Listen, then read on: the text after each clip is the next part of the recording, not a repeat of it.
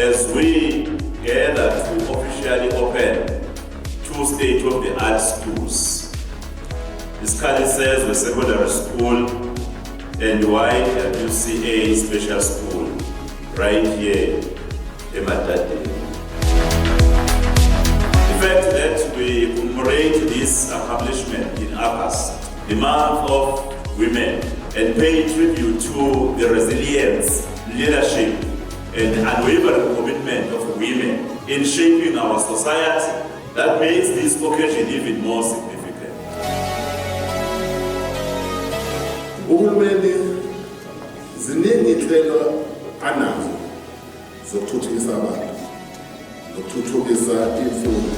Bese babonge bonke othisha bakwaZulu-Natal abafundisa iy'ngane zethu ngaphansi kwesimo esingekho kahle, kodwa bazinikele.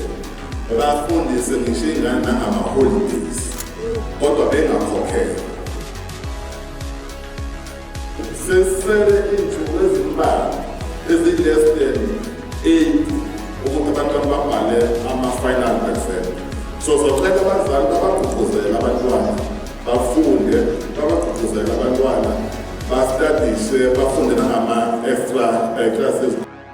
Izwe elingayinakekeli i-youth yayo ayinayo i-future.